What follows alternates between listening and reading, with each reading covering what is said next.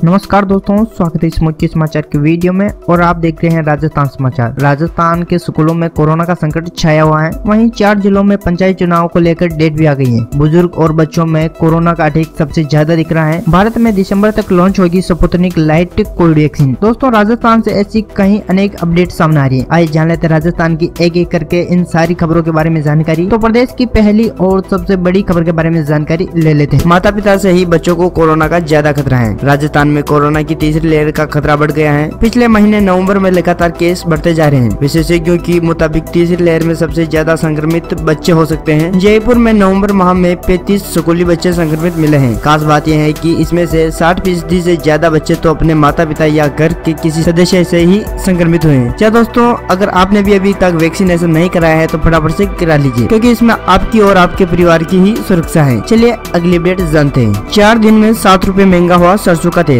इस हफ्ते हुई बारिश ने सरसों तेल उद्योग को राहत दी है। ठंड के कारण डिमांड भी बढ़ गई है सरसों के तेल की। इसी वजह से 4 दिन में ही सरसों तेल 7 रुपए किलो तक महंगा हुआ है। शुक्रवार को सरसों के तेल थोक में जीएसटी सहित 166 रुपए किलो बोला गया है, जबकि 29 नवंबर को ये 159 रुपए किलो था। अगले सप्ताह तक इसमें 3 से 4 रुपए किलो की तेजी और आने की संभावना है। चलिए अगली अपडेट जानते हैं। परिवार के साथ 100 दिन रह सकेंगे सेना के जवान। जैसलमेर दौरे पर आए गृह मंत्री अमित शाह ने जवानों को बड़ी सौगात दी है। बीएसएफ सहित अर्धसैनिक बलों के जवान अब परिवार के साथ 100 दिन रह पाएंगे। गृह मंत्री अमित शाह शनिवार को रोहतास चौकी पर पहुंचे। यहाँ सैनिक सम्मेलन में कहा कि जवान 1 साल में 100 दिन अपने परिवार के साथ रह पाए, इसकी भी व्यवस्था हम कर रहे हैं। उन्होंने हेल्थ कार्ड की भी सौगात दी। अमित शाह बोले कि जवानों को कैशलेस इलाज होगा। इसके लिए फरवरी महीने तक करीब 25 लाख कार्ड जारी किए जाएंगे। इसके तहत जवान अपने परिवार के लोगों का निःशुल्क इलाज करा सकेंगे। उन्होंने सैनिक सम्मेलन में तनोट माता मंदिर के चमत्कार का भी जिक्र किया था। जवानों को संबोधित करते हुए बोले कि आज मैं यहाँ आप लोगों के बीच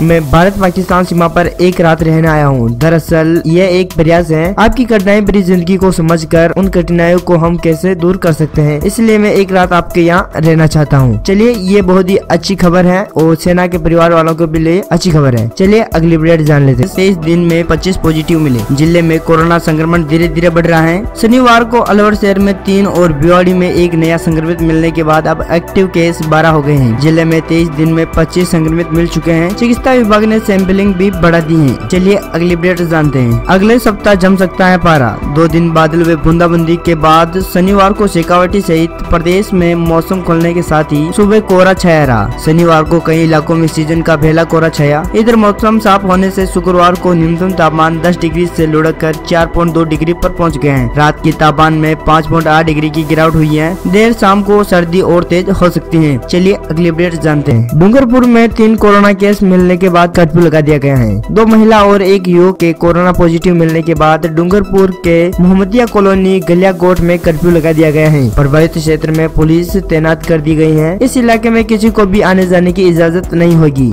मेडिकल स्टोर और दूध की दुकानें भी बंद रहेगी। इलाके के 70 से अधिक लोगों को खांसी जुकाम की समस्या है, जिन्हें दवा दी गई है। 5 दिन बाद फिर शुरू होगा और उधर जरूरी सामग्री प्रशासन घर घर पहुँचा रहा है। चलिए अगली अपडेट जान लेते हैं। सीएम गहलोत ने साधा ममता बनर्जी पर निशाना। यूपीए को लेकर ममता बनर्जी के बयान पर अब मुख्यमंत्री अशोक गहलोत ने पलटवार किया है। गहलोत ने कहा है कि ममता बनर्जी अटल बिहारी वाजपेयी सरकार में मंत्री रह चुकी हैं। देश उन लोगों को स्वीकार नहीं करता है जो दोनों ओर जाते हैं। ऐसे में ममता बनर्जी की बातों पर ध्यान नहीं देना चाहिए और अपने काम पर ध्यान देना चाहिए। चलिए अगली अपडेट जान लेते हैं। राजस्थान में तेज हुए सर्दी के तेवर। पिछले दिनों हुई बारिश के बाद राजस्थान में सर्दी के तेवर तेज होने लगे हैं। शनिवार को सभी स्थानों पर मौसम साफ रहा है। तेज धूप निकली, लेकिन अधिकांश शहरों में रात का न्यूनतम तापमान 14 डिग्री सेल्सियस से नीचे दर्ज हुआ है। सबसे ज्यादा सर्द रात सीकर जिले के फतेहपुर में रही, जहाँ न्यूनतम तापमान 4.7 डिग्री सेल्सियस दर्ज हुआ है। इधर शेखावाटी बेल्ट के जिलों में भी न्यूनतम तापमान 10 डिग्री सेल्सियस से नीचे रहा। जयपुर समेत उत्तरी राजस्थान के जिलों में आज सुबह सर्दी कुछ ज्यादा ही रहने वाली है। चलिए अगली अपडेट जान लेते हैं। राजस्थान ग्रामीण ओलंपिक के आवेदन में 29वें स्थान पर है डूंगरपुर। राजस्थान ग्रामीण ओलंपिक में डूंगरपुर से केवल 25,934 आवेदन किए गए हैं। प्रदेश के 33 जिलों में से खिलाड़ियों से ऑनलाइन आवेदन मांगे गए थे। 30 नवंबर को आवेदन की प्रक्रिया पूरी हो गई थी। जिले में 6 अलग अलग खेलों में 1,12,000 खिलाड़ियों को रजिस्ट्रेशन का लक्ष्य रखा गया, मगर ग्रामीण खेल ओलंपिक का प्रचार प्रसार सही से नहीं हुआ। आवेदन की संख्या में डूंगरपुर 29वें स्थान पर है। क्या दोस्तों, जल्द ही ग्रामीण ओलंपिक की शुरुआत होने वाली है। दोस्तों, ये थी राजस्थान की कुछ महत्वपूर्ण अपडेट और ऐसी ही अपडेट जानने के लिए अभी उस लाल बटन को दबाकर राजस्थान समाचार को सब्सक्राइब कर लीजिए, क्योंकि जैसे ही कोई न्यू अपडेट आई सबसे पहले जानकारी आपको मिले। जय हिंद, जय भारत, वंदे मातरम।